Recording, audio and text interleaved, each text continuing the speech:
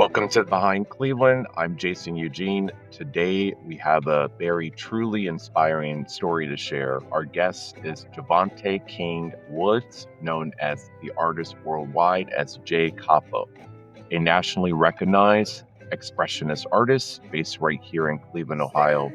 Jae is also the visionary behind Create Daily, a workwear brand with a powerful message.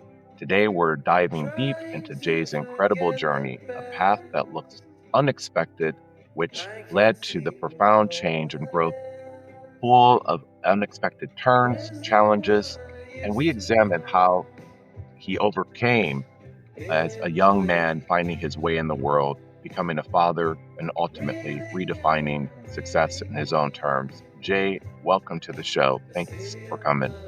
Thank you. I appreciate you having me. Yeah. So, Jay, your journey is kind of fascinating. I discovered you browsing through social media. I believe you hit me up. I, I was able to kind of circle back and kind of check out your profile and check out who you were, what you were about, and what you were up to. You're known as a self-taught expressionist artist, but that wasn't your initial professional aspiration. What was it? Let's go back to the beginning of your childhood first before we get into that specific question, how everything has led up to this point, from your childhood to your college life.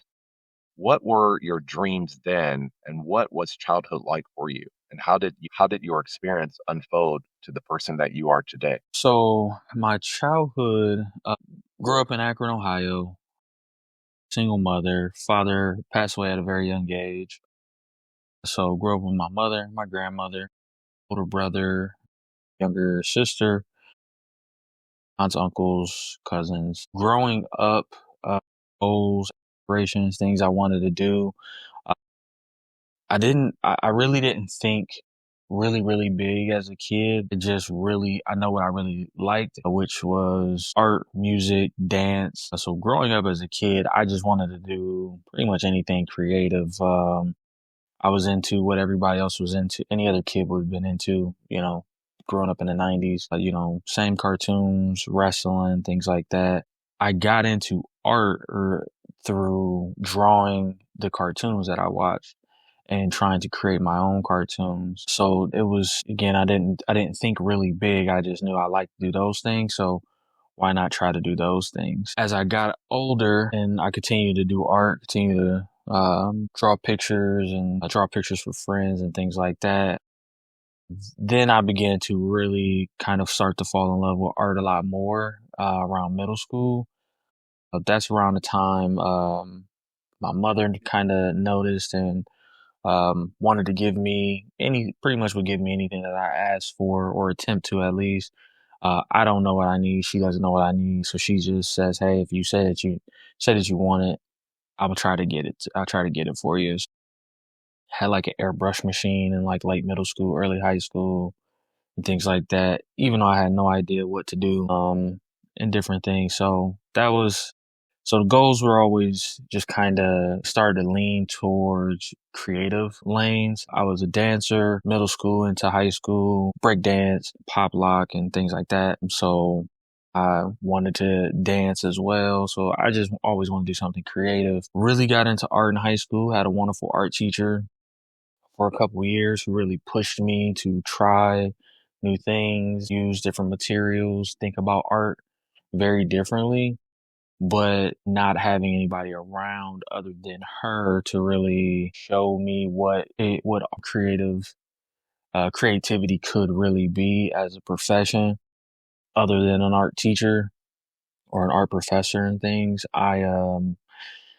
That those feelings begin to kind of change. School, I was always a good student, so I was really into math and science. That's when life goes, when you start to think about what real life is going to be at, 15, 16. You're thinking about graduating high school, going to college, studying anything creative in college. It never crossed my mind, not once. So I wanted to study engineering. I wanted to do something science related.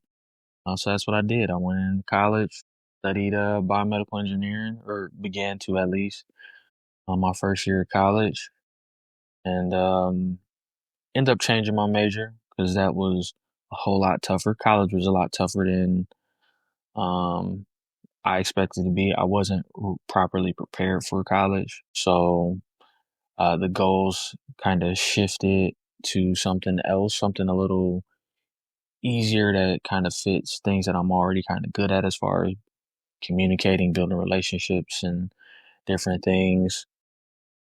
So I ended up changing my major to communication. During all of this, though, And this was back in 2006. yes, this is all 2006, 2007. During all of this, I actually ended up having my first child. I had my son in 2007. So that also played a role in things feeling a lot tougher, and changes needing to be made as far in my mind, changes needing to be made as far as my major and different things. So that was a large part of it. And I once I had him, and once college and that balancing act of parenthood and college kind of felt too much. The goals were just to be successful by any means, find something I'm good at as far as work, or once I find a job that I like, just go be the best at it. And get to a certain point financially, make sure I can take care of him and myself, make a family proud, and things like that. Um, those were the goals, really. Uh, Art and clothing, fashion, this all was birthed a couple years before the pandemic, really just kind of trying to find my way. So that 10-year gap from 2006 to 2016, there was probably little to no creative like energy being put out, sketching pictures here and there, helping people come up with ideas for logos maybe, but not that's really about it. 2016 just kind of felt like I don't have a purpose, or I couldn't figure out what my purpose was supposed to be. And I fell back into art, went and bought art supplies, and that's that's what changed everything. So from 2016 to now, it's just progressively taken over just about every aspect of my life at this point. It's all everything's about creating and being creative and entrepreneurship. From the friend groups to the goals to what I do, you name it. You described in our prior conversation, a prior conversation with me, that you were unprepared for the real world, unprepared for school when you arrived to college. And you mentioned that it was a great disappointment for you. You failed tests, the classroom environments weren't something that which you were expecting. Things didn't go the way that you had planned them. Can you talk to us about that a little bit? What that experience was like? If you could go back and offer a single piece of advice to your younger self, knowing what you know now about navigating life's unexpected turns, what would you tell yourself? So the transition from high school to college, they tell you things aren't going to be the same. It won't be easy, and you have to work hard, and you're going to study even harder than you ever have, and things like that. But um, I can't speak for schools today, but back when I was in school, high schools weren't really teaching you how to study. They taught you what to study. You knew what you needed to learn to graduate high school. There were what the minimum requirements were as far as credits and things like that. But there was no, hey, this is how you study, or because you learn this way, this is what's best for you to retain the information. There wasn't a whole lot of excitement being kind of built around learning while in high school. There's a lot of excitement or attempts to make learning exciting for younger kids, but in high school, it's not like that. So when I got to college, I couldn't really retain the information because I was just so used to remembering and just passing without ever having to study for a test. I've never studied for graduation exam, finals in high school. I've literally never studied for maybe one or two tests in high school. Yeah, I just was, yeah, it was beyond unprepared for what college was going to be like. Uh, really being out on your own. There's no hand holding from professors and stuff. The failure for Yeah, I was going to say, speaking of failure, like, I think a lot of people have dreams and aspirations. And when those initial dreams don't materialize, there there's a shift, there's a change, you're wounded in a sense. Your pride, your kind of rocks and shakes you, right? How did that impact your spiritual evolution or just your general perspective on things? How did that moment reframe things for you? Not as a failure, maybe, but as necessary detours or redirections toward a grander purpose. Or were you thinking that way? so a little bit. I thought a little bit about maybe this means I'm not supposed to study this. Maybe I'm not as smart or naturally gifted as far as education goes as I thought I was, so I have to work harder. So the failure for me wasn't so much that I failed a test and then or I failed a class and I didn't look at it as like I am a failure. It was just I looked at it as I'm not prepared. This is probably not for me. It was more so the thoughts and feelings. And once I have those thoughts and feelings, then I redirect myself, to other things. Um, I can tell you for a lot of my life at a young age, even in my young adulthood, I didn't have a whole lot of very forward thinking, big thoughts about a lot of stuff. So it wasn't like, this is because I haven't found my path, or this means that I'm supposed to go on a different journey. Those thoughts didn't happen yet. So all of it, the thoughts are kind of small in nature, is the way that I would describe it. It's just, okay, well, it's just not for me. Let's try something else. I never grew up with anybody to tell me to think different and to think bigger in that way. And it helped me kind of see things that way. So I just never did. Yeah. And then this led to a significant life decision for you, especially with a son in your life now or a child leaving New York and St. John's University. What was that experience like? What was the decision to return home instead of continuing, whether that's at the academic level or maybe trying your hand at something new in a place like New York City where there's opportunity everywhere?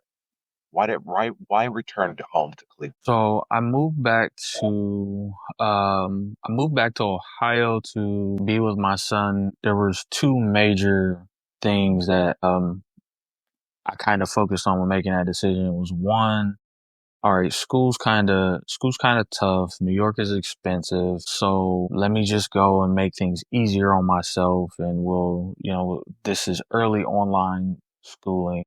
So, we'll go to school online and I'll go home and be near him. Then the second big thought was I grew up without my father. His daddy passed away, but I grew up without my father. My son's not gonna grow up without his.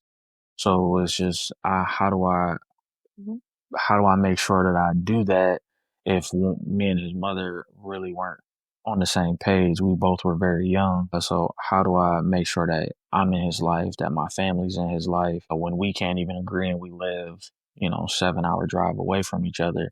I can't just go see him on the weekends and vice versa. So he was the top of the list, obviously, just to kind of build one. I wanted to have that relationship, but then school just being tough, it was like, all right, I'll just pivot and go online so that I can at least be near him and we'll just change my major to something else. And so we packed up and moved back, no hesitation.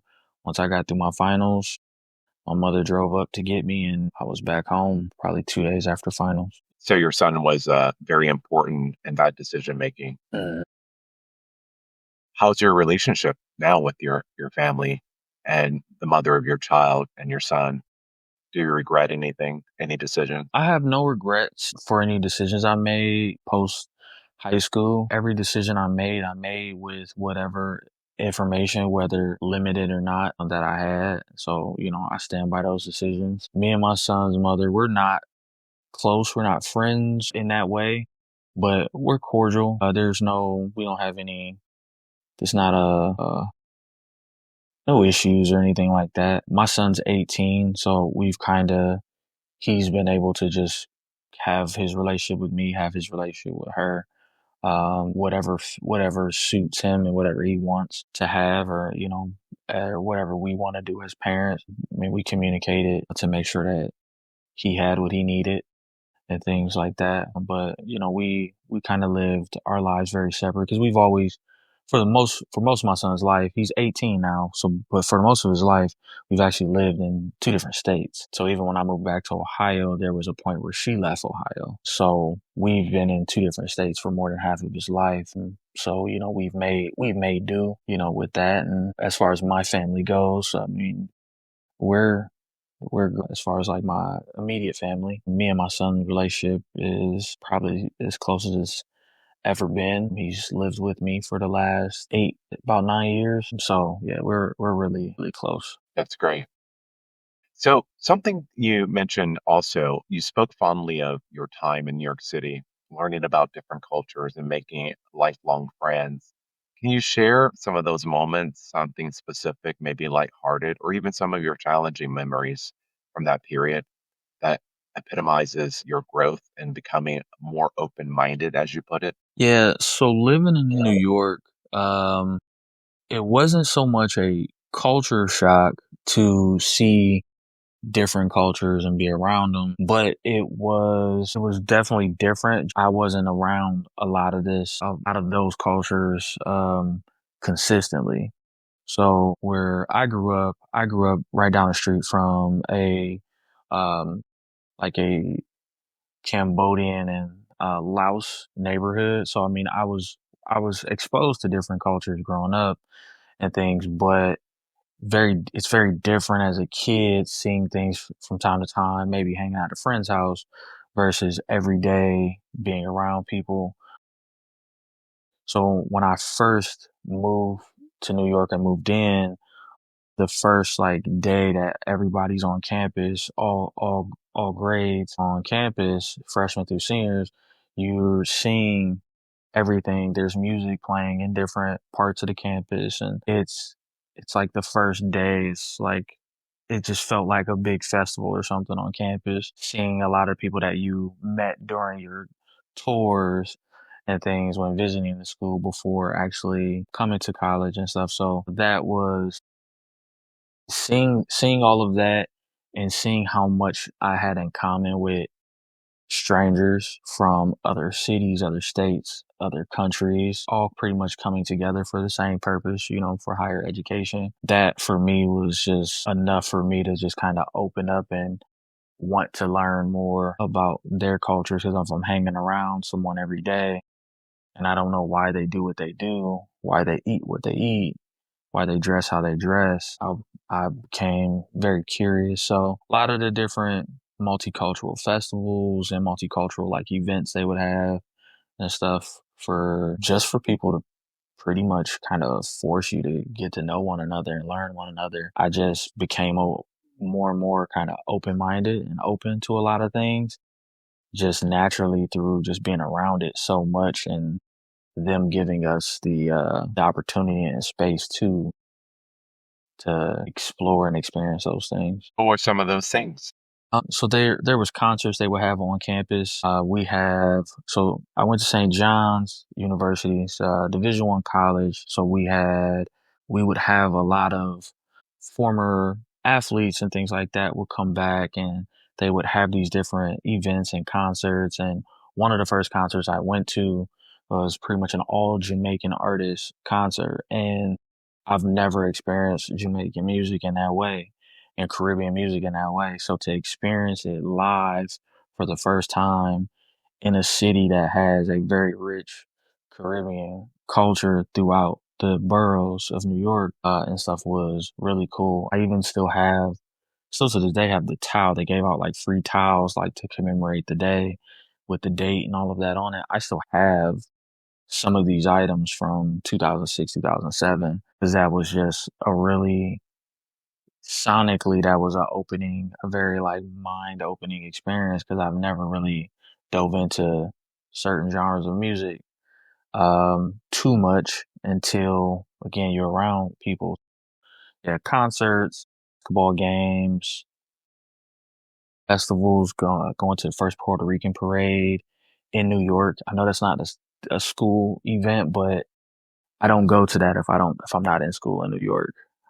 So yeah, those two concerts and like parades and festivals, those all of those things were the things that really just kind of opened my eyes up to so much more. Yeah, New York is or bigger places and more diversity that does that to a person. When you made it back to Ohio to be closer to your son, to fulfill your fatherly duties and be near your family, what was the very first job you took? And what was life like returning back to Ohio? What was your new direction, new goals that you set for yourself? So coming back to Ohio, first job was my first job coming back. It was a third party call center where we did customer service for a cable company. And then for overtime, they had a sales department that did overflow calls for inbound sales. So people calling in to try to get service. Um, there was a small team of people that did the overflow calls. So instead of having a 30-minute wait time, those calls got redirected to the company I worked for. So that's what I did. I did customer service and sales, cable when I first got back. I knew a couple people that had worked there prior or worked on a different contract with the same third party company. So I got a referral. It was a decent paying job for the time. I needed something to take care of my son. So I did that. And then I was a camp counselor. That's the first summer I came back at a camp that I actually grew up going to. So those were my jobs when I first moved back, was camp counselor and then customer service for a third party. Coming back was kind of easy transition because I was familiar with everything and everybody. So I didn't come back and feel like, oh, I don't know, everybody's going to see me and think I couldn't do it. None of that ever crossed my mind. So I just came back and went straight back to the same friend group that I had before I left. That friend group actually is older than me. So they were all juniors and seniors in college when I came back at Akron U and Kent State and things. So, they're technically my older brother's friends. So, I always just got looked at as like a little brother to them anyway.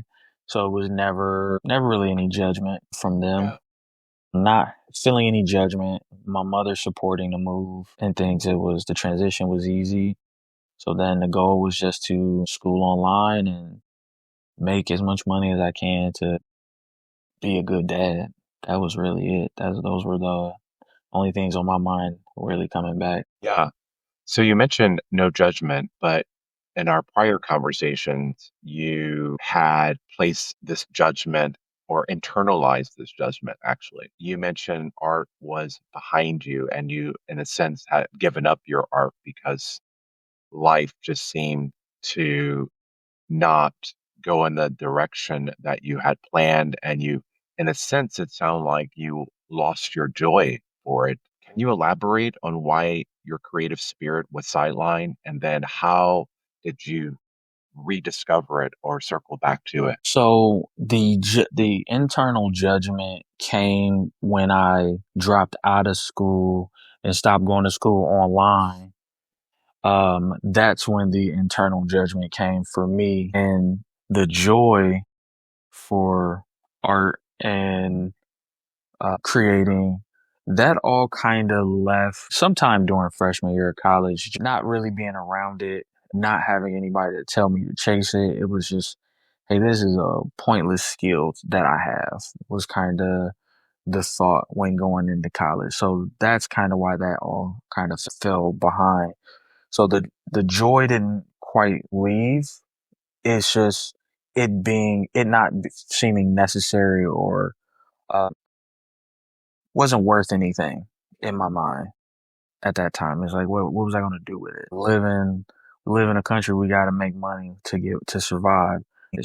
That's what happened with that. And then, I fell back into it. My older brother is almost 100% the reason I was able to fall back into it. So he's went to college and studied fine arts in college at a time where I was trying to figure out my purpose in life, because the mundane like life of going to work back home, and things was just becoming boring, I guess.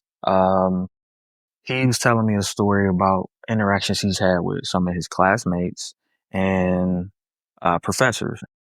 That's when I called him one day. I was like, "Hey, what store can I go buy supplies from?" I was that far removed at that point to where I didn't even know what art stores were even still around. So he told me Yeah. what art stores to go to. I went and bought some small canvases, the typical canvases you'll see at like a paint and sip.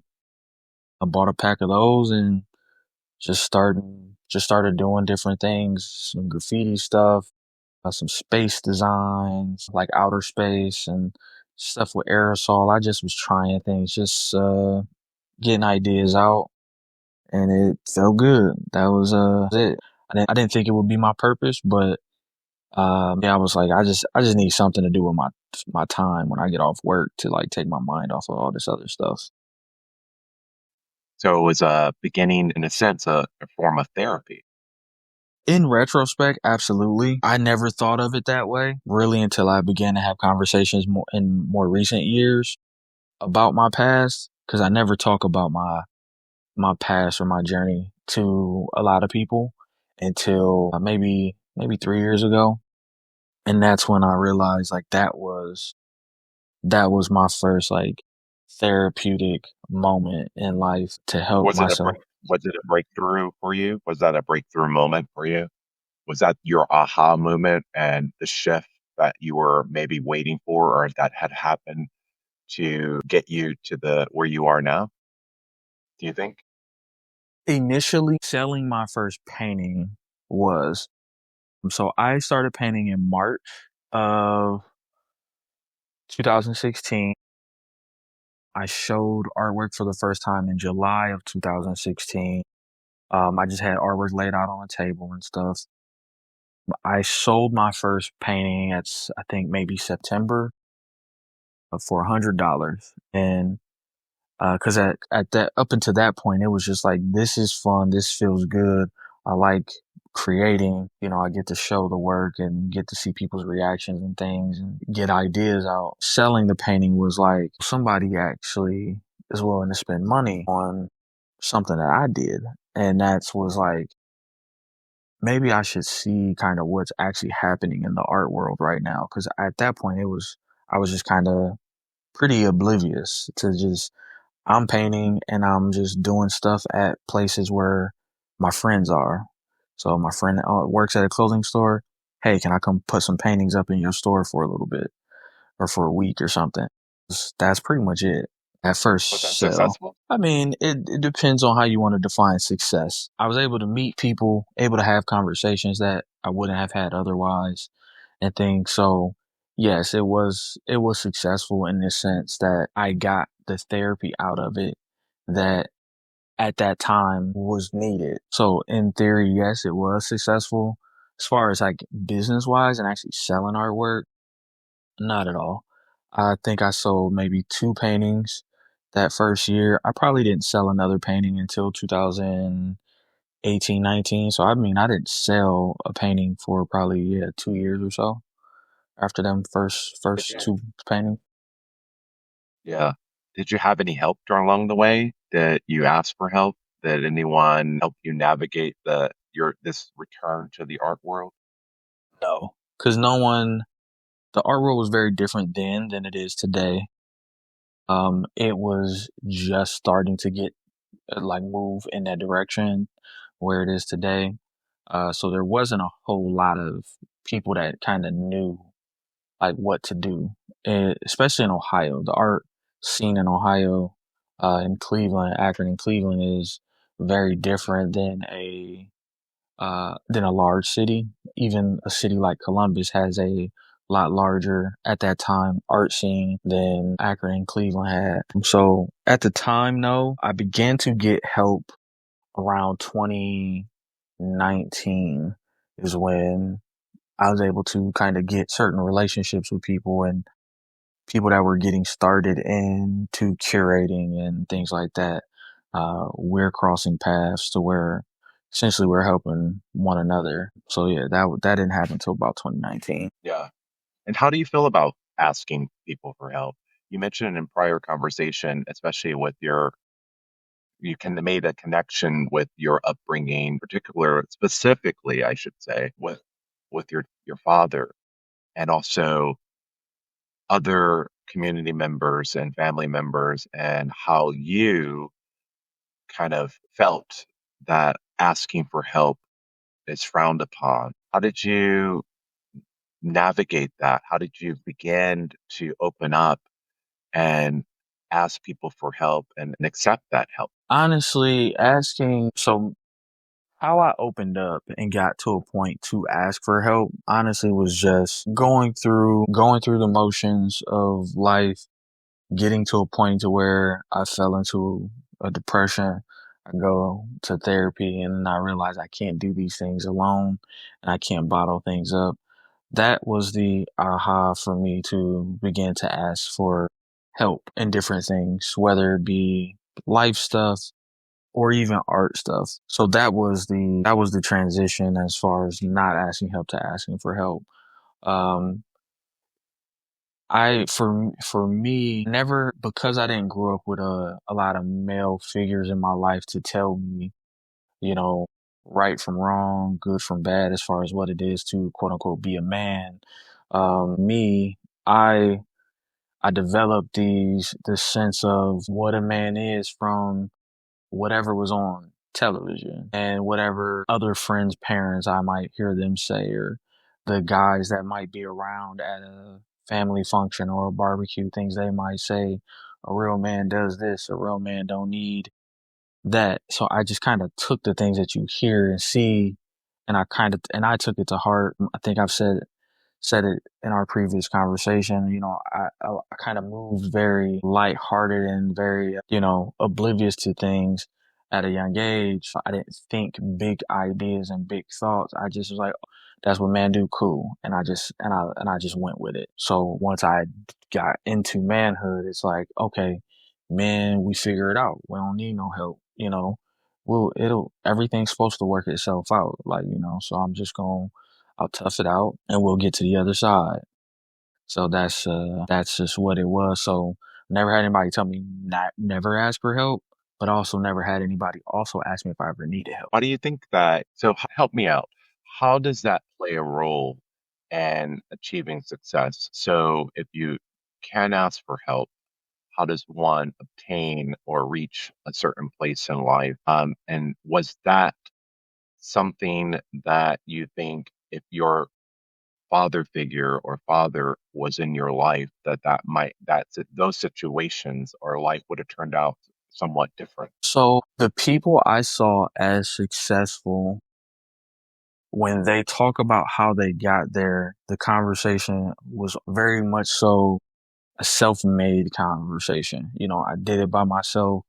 I grinded it out. So we got through. Whatever help I got came from the help that they talk about is like help from a bank or an investor and things like that, not from anybody around them. So when they talk about help, they talk about it as something that is earned in a sense, because you think about credit, you can't until you build your credit, you can't take advantage of it in the same way as somebody who has built, you know, a good business credit.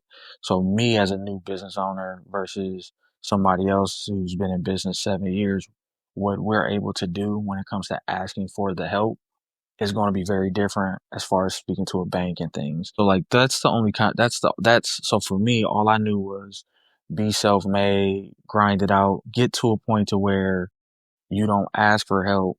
You know, you don't need them, they need you. So whatever help they give you is because there'll be a give and take. I can offer something to them just as they're offering something to me. So it's not help, I guess, if that makes sense. It's kind of how it was positioned in any conversations I ever had or overheard.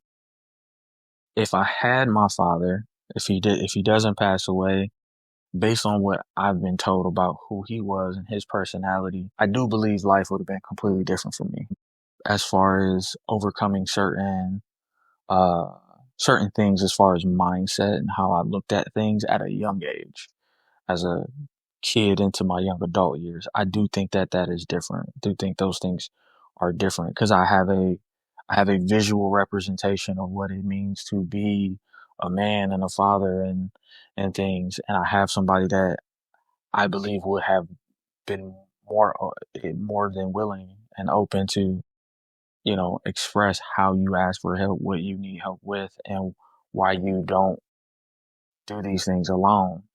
So I do think that that would have been different. Yeah.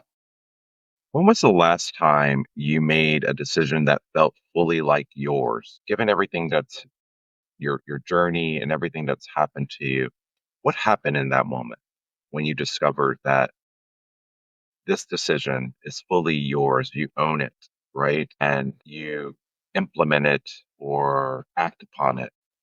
A decision that was fully mine. Yeah. You know, That's you mentioned a lot of times, well, we've discussed a lot of times or had this idea that when you go to school, you are taught all of these different things. You're shown all of these many different aspects, whether that's academically or otherwise, personally, what have you. But those are other people's ideals, right? Those are other thoughts that have come before you or created or made by someone else. I personally think there's a moment when we reach a certain point in life, I our decisions become fully ours. They might be informed by other thoughts and opinions and experiences. However, this specific decision or choice that I'm making at this particular juncture is mine, and I'm going to act upon it because I feel it's good and I want to do it. I mean, I guess we can say the decision to actually paint consistently and continue to buy canvas, spend more money on better canvases, better paint, things like that. I mean, I guess that would technically be the first decision that was fully mine as far as, getting me to where I am today.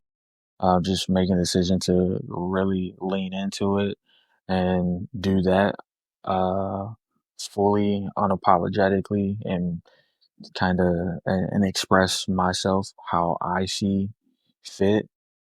So that would have been probably 2018, 2019 that there was a actual like real shift in what I wanted to say in my artwork and things like that. So What were the conflicts or things that were competing and maybe in your mind or your thoughts or maybe your emotional state that was competing with that ownership of your, this newfound decision making, owning your decisions, something that was fully yours? What like self doubts that were taught to you, perhaps culturally within your family or school or your beliefs?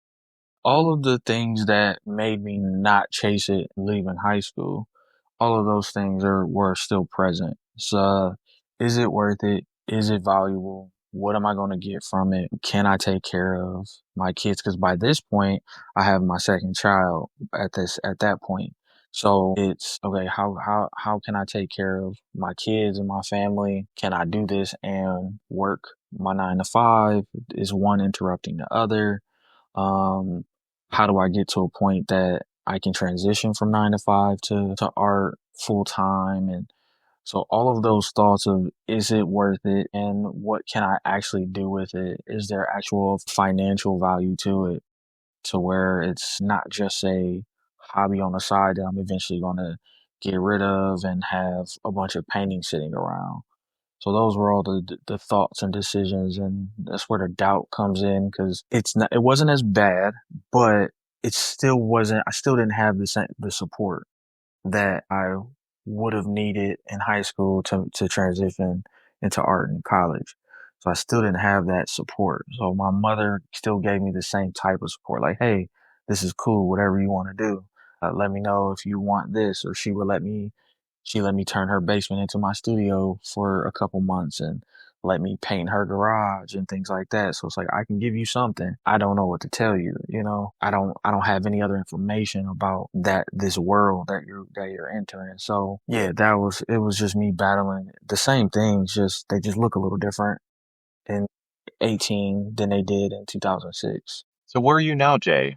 Like you have reinvented yourself from an inspiring engineer or scientist to you've gone into the banking profession and now you've become an acclaimed artist as well as an entrepreneur, which we'll get into that next. Sounds like a very profound process of self-discovery. How do you integrate these different versions of J Campo? And what do you tell yourself when you recognize that a pivot may be needed in your life or career? How do I integrate the different parts of Jae Capo? Honestly, I I look at every part of my life from the past to now, and different parts of my life even today, from being a father, entrepreneur, artist, a partner, a son, a brother, and things. I take I take all of these different things and I look at the positives that came from them, and I lean into that. While going through depression, it doesn't feel good, and it is a bad part of like most people's lives and journeys. For me, it sent me to a place to where I had no choice but to seek help, which then helped me learn how to ask for help and how to get rid of things and people that were not serving me just as a person, as a human. So that's how I kind of bring everything kind of together from the different parts of me. And then, and what was the last part you asked? Yeah, it's where have you arrived to now, basically. What's J Campo doing today? And then today, I'm, I'm I am just an overly optimistic, realist who creates whatever he wants, how he wants, and I just I do what I feel I'm called to do. Whether it's a painting on a door, canvas, jacket, or designing clothes and things, which we've transitioned to now with the Create Daily clothing brand. So that's where I'm at today. I'm in a great place, and just making sure I take care of my family, inspire my friends and family to want more, do more, chase more, and find themselves as well. Yeah. Let's talk about Create Daily, your baby, your brainchild. This isn't just an art venture for you. It started that way, but it's a workwear brand with a philosophy. Mhm. What's the concept behind it? Why did you start it? And then where do you plan on taking it? So I started Create Daily as a brand to help push the message forward that I already kind of preached in through my artwork and through my meetings and communication with other artists and other creatives. So I took what I already was doing with life and said, okay, let me just put this into what I want Create Daily to be. And why the vehicle to push the message forward was workwear. I paint in workwear. A lot of my artist friends, we all paint in workwear, whether it be double knee pants, overalls, or whatever. Instead of spending the money to buy all of these products and brands, why not make my own and sell it at a reasonable price, whether it's the same, whether it's general prices, the other brands are lower, better colors, better fit, and things. Yeah, so now Create Daily is the vehicle, as far as the clothes goes, the vehicle to help push that message forward. Yeah. And lastly, Jay, what do you have to share with the world? If you had a message to share, what would that be? To create every day. When you wake up, think of Create Daily and give it your own definition for yourself, for whatever your life's purpose is, whatever your life's desires are. Wake up and create the safe space that you need to be yourself. Create the relationships that you need to be yourself. Create the art, the products, the food to be the version of yourself you want to be. Whatever it is that you're doing or want to do, just create it. Don't take just what's given to you from other people, and then have faith. Believe that the path in front of you is meant for you, and stick to it and just never give up. And there you have it. Powerful words from Jae Capo, artist, entrepreneur, father, family man. Thank you for sharing your incredible journey, Jay, and all of your struggles with us. We're going to take off now, and thanks for joining us. Thank you. I can't sleep with no one else. Where's the one I used to know? Millions waiting.